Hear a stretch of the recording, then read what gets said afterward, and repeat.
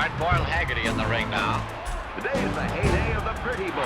Kowalski is called killer for helping Gene Stanley of Chicago.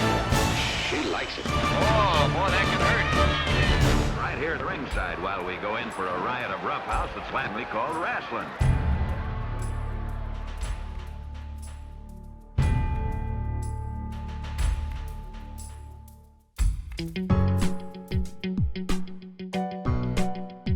I was a tomboy, major tomboy, and I was a trainer at a gym and an artist. And I started taking acting classes because I wanted to do something on TV. They had the auditions for Glow, and I ended up over there. It was really weird because my acting coach is like, it's right down your alley. There was like, God, 200 girls there. And then it was a few months, I'm thinking, I guess I didn't get it, and then they called me and they paid for me to fly into Vegas and meet them at the Riviera Hotel. As a child, I was in a body cast for 2 years. I had hip dysplasia, and I had 4 surgeries on my hip. And when I knew that they wanted me, all of a sudden I'm like all scared. I'm crap, what if I break my leg or my hip or whatever? And I thought to myself, because I was scared, I thought, if I don't try, I'll never know. Just do it and then go, and if it gets to where you can't do it, then just quit. Whatever girls they ended up with, it narrowed down to about 35 girls left that they liked. They had them all named, they were all picked who they were gonna be, and here I am sitting with no name. I'm thinking, oh crap, they're gonna kick me out. I was so scared that I was gonna be kicked out. But the writer had this brilliant idea he picked up from a movie called Thunderbolt and Lightfoot. He just changed it to Thunderbolt and Lightning. They made me Lightning because I was strong and muscular, and I'm kind of like a flip coin. I'm like this athlete on one side and then rock and roll. If you see some earlier pictures of Lightning, my hair has almost got one of those, the poofy up top and the long hair to here. It was a rock and roll look, but my hair was like the way it was cut. Her and I connected immediately. I mean, there was just, you just know when you connect with somebody. Nice girl, honest girl, was raised the same way. Treat people the way you want to be treated. It's just the way it is. Respect. Her boyfriend and my boyfriend were both into music. They were both in bands. We loved the same music. So we connected immediately, even though she was a babyface and I was a heel. We weren't allowed back then. There was kayfabe. So we're not allowed to like hang, but we would hang, you know, away from everybody. Me and MTV, we were just next to each other and everybody was quiet. You could hear a damn pin drop. Total boot camp. This one girl, she kind of looked like Morticia Adams. She puts her head down on the ground to do a forward roll and she can't do it. She turns her head sideways, rolls over like a dog, and it's like this on the ground with her feet and hands like dead bug position. Me and her started laughing our asses off. We couldn't help it. And then they came over in our face, total Sergeant Slaughter. Get in there right now. Kick some butt. You know, let's see you do better. Like totally in our face. We got in. Okay, forward roll. Okay, get over there, back in line. But it was like that. One move after another. They just kept doing us. We were doing 4 hours in the morning, 4 hours in the afternoon, 8 hours in the ring, basically 6 days a week. Trying to cram in 3 years training in 3 months. Then girls would just they would just leave. They wouldn't show up the next day. Oh, where's that girl? And there's 5 girls missing. Oh, this girl broke her collarbone right in front of us doing a slingshot, I think it was. It was like scary and like cool at the same time. It was really weird because you're thinking, oh crap, she broke her collarbone. Oh yes, in your head you're thinking, oh God, but that's one less girl. And then of course the other thought in your head was, oh crap, I gotta learn that move now. I'm next on that move. What if I break my collarbone?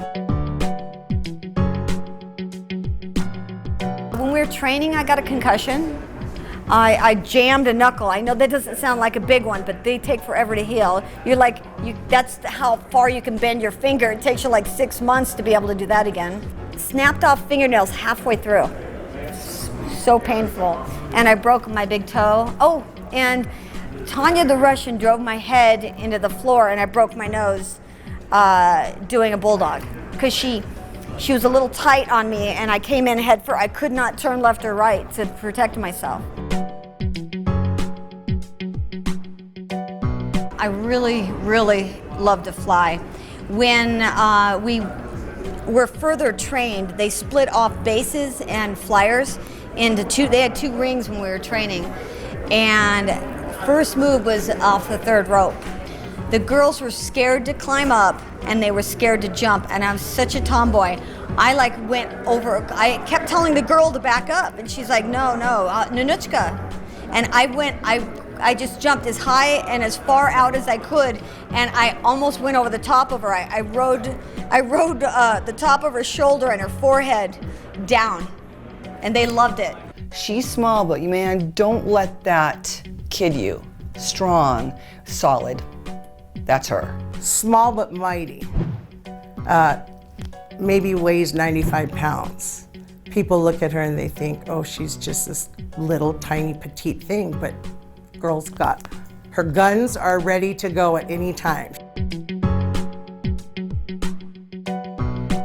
Black Venus. She scared the crap out of me because she was hardcore. When I first went over to wrestle for LPWA, they were going to send me to school to complete my training because Glow was basic training and no technician work, no freestyle, no chain wrestling, none of that.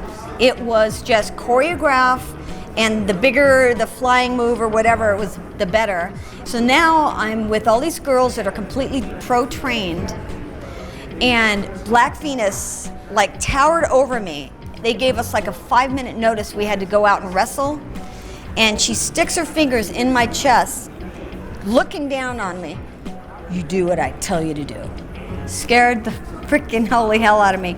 And basically I was just a rag doll.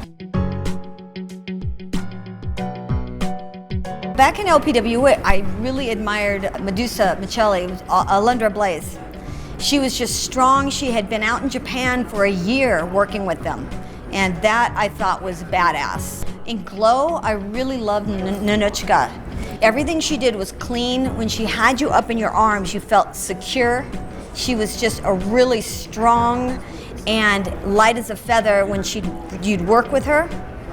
As far as the older school ladies, I guess Leilani and Judy, and the LPWA champion, Susan Sexton, who did most of my completion of my training. Glow may have stopped. I think the last thing we shot was in '91, was a pay-per-view. They came looking for us for a documentary. We did the documentary, and it just threw everything back through the roof. And then all of a sudden they want us for conventions and appearances, and it's kind of like a second wind. Yeah, it was corny, yeah, it was goofy, but it was something different than what WWE was presenting at the time. I'm glad to see them getting more attention. I love the documentary they did on them. I've enjoyed the Netflix series, but I really think what's happening now with the WWE and with them main eventing WrestleMania, that all goes back to those ladies really fighting, for their place. Since the 90s, I've been doing stunt work in the stunt industry. And I work on TV series and movies. Still wrestling this whole time. Hollywood and I are two that have never stopped wrestling. Lightning's another example of, the gorgeous ladies of wrestling. They were not, it was not fluff and it was not actress. I mean, she's a stunt woman, she's still wrestling, she's as tough as nails. These women were legitimate performers and, really brought a lot to the business.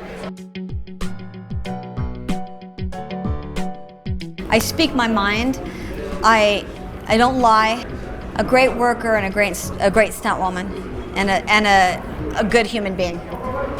Good heart, just like my parents. Yeah. I'm Cheryl Lightning Russa, and you're watching Icons of Wrestling.